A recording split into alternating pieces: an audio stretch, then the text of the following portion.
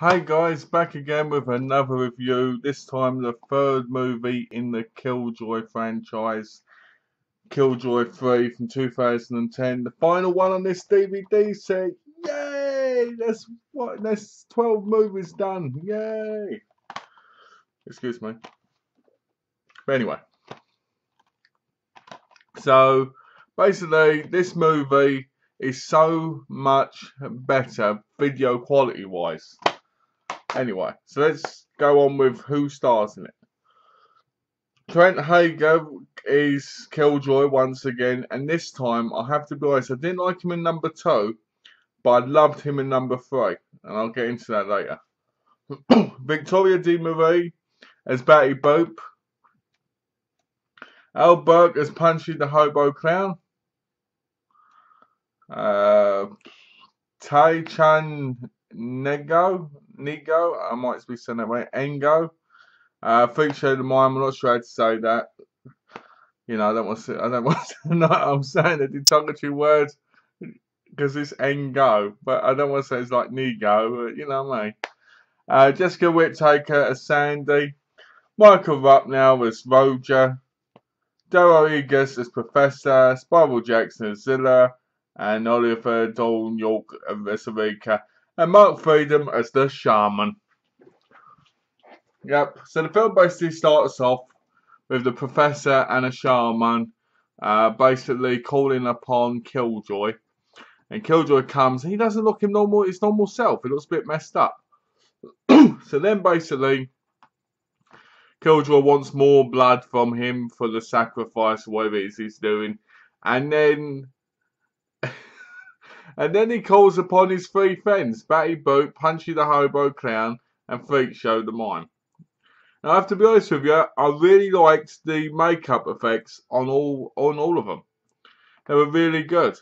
Freak Show the Mime in particular has a baby on his side that jumps out. Like there's an intestine connecting them. It jumps out and attacks Zilla later on in the movie, which is awesome. So something goes wrong and they end up being sent back. Scroll along some time later, and you've got 4 teams: Sandy, Roger, Zilla, and Erica. And they basically are at the Professor's having a party. A mirror turns up, and Zilla ends up in it, where he ends up in a boxing ring, which is quite funny. The scene's probably one of the best scenes in the movie. And he goes, put him up, and he meets Killjoy, sorry. And it's so much fun going on in this movie, especially in that bit, because he goes, don't you know who I am? I'm Killjoy, and all this stuff. And he basically says he wants to box him. He puts him against Punchy. Well, Punchy's beating him up, and the bell goes. So he sits down, and it's like Mickey. Killjoy's then dressed up like Mickey from Rocky. It's going, get in there, you got him, you were gonna punch him, and all this, yeah. And it's like this real take of the Rocky theme tune, but changed so it can't be copyright kind of thing. It's really funny. So then Zilla ends up out of there all bloody, and he talks about Killjoy, and then Erica ends up in there. And basically they're setting them up for dinner and all this stuff. And the Professor comes home. He's like, oh no, you opened the mirror. Uh-oh, we've all got to go in there now to save Erica. So they all go in there, and they go through the mirror, and it's like one little bit at a time. Like, they go in the mirror, but they all end up in different places. So Roger goes in the mirror, and he ends up getting basically ridden by Batty Boop, who's played by Victoria De Marie. And I tell you, whoa, what a party. Anyway, because she's completely painted naked. Woohoo! And then you get Zilla meeting up with Punchy the Clown, and end up talking to him about all this stuff about how, you know, he needs to be his own man and stuff. And then you get the Professor who bumps into Freak Show the Mime, who I really think Freak Show the Mime is completely underused. because I think he's one of the best looking ones out of them, other than Killjoy, that is. And then Sandy, she's with Killjoy, and basically goes dance, monkey dance, basically like in Muppets. And he puts like this outfit on her, you know, like boom, boom. And she basically says to him she's a virgin and she's gonna sleep with him because she sees Batty Boop, who's technically supposed to be Killjoy's girlfriend. And to be honest with you, I don't know if he's his girlfriend or wife or something, because she calls him her old man, right? But Batty Boop and Killjoy kind of reminded me a lot of the Joker and Harley Quinn. Like a cheap man's version, to be honest, of Harley Quinn and Joker. With the way they talk. Even Batty Boop sounded a bit like Harley Quinn to a degree, with the way she acted. Well, she's trying to have sex with Roger at one point, and he goes, "Oh no, oh," it's just a bit cleavage in where she goes, "Oh, don't worry, I've got teeth everywhere. It's going to bite your penis off, but your girlfriend won't realise." And he went, "How can she not realise when I ain't got a penis?" It's really funny. So they'll end up round the table near the end, and Erica basically gets cut to shreds, and then you see like bones there. All this ridiculous blood, which is hysterical.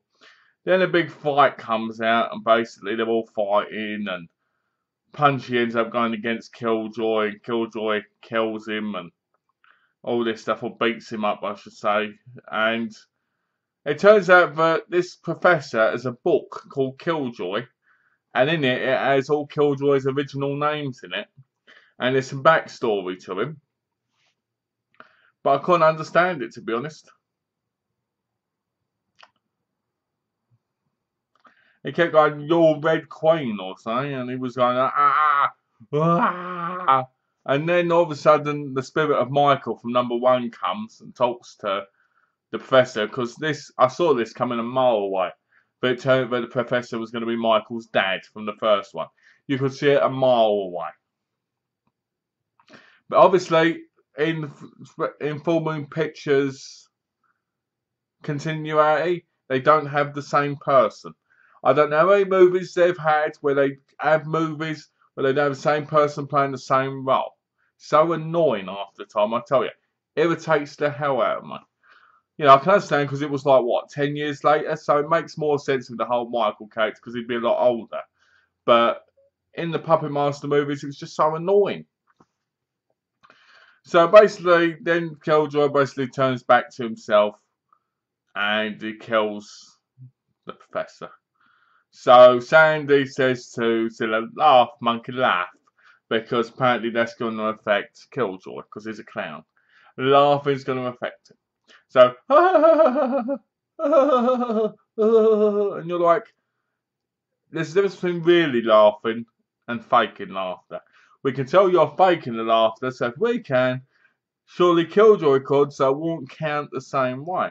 So he starts doing these tricks and that, and Zilla goes, and then Zilla gets it through the chest, and basically Sandy's like, and he goes, "Stop it," and she ends up going back through the mirror, and then it shows her in like tied down in an asylum laughing continuously, and the doctor was going to give her an injection to stop her from laughing, and that's basically the end of the film.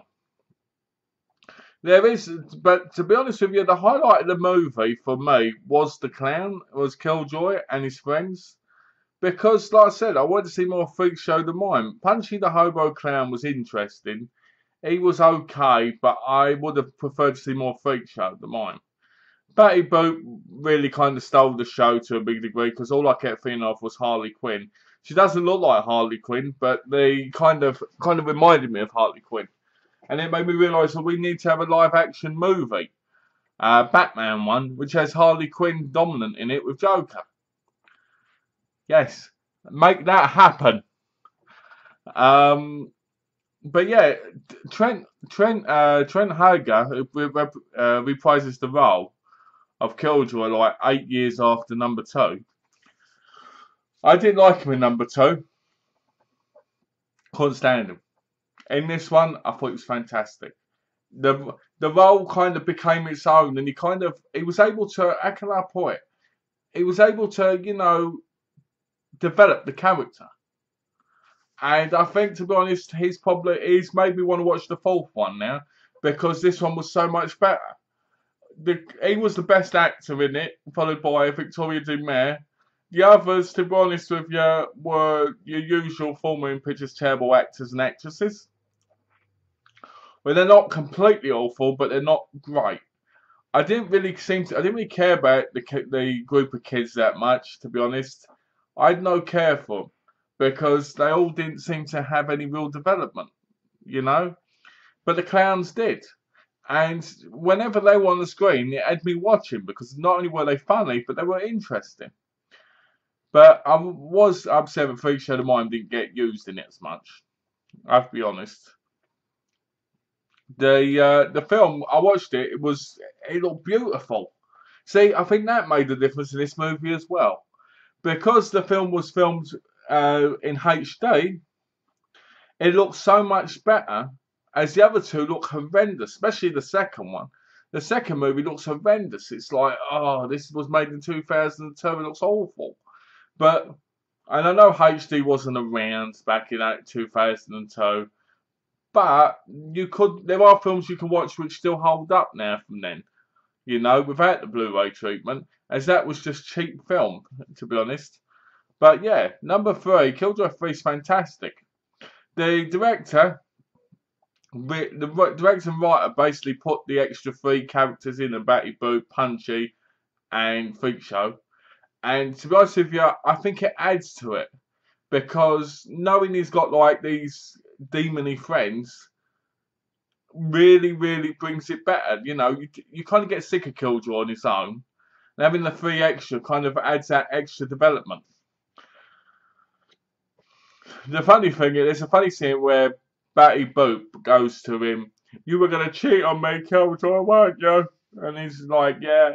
And he's like, "No." And he goes, "Who do you think you are?" She says she's a succubus or something, but it's her job to do what she was doing with that boy.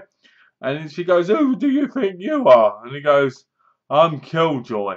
I don't have to explain to anyone." He goes like that, and she blows up. That was hysterical. I was in tears of laughter. Don't we all wish we could do that?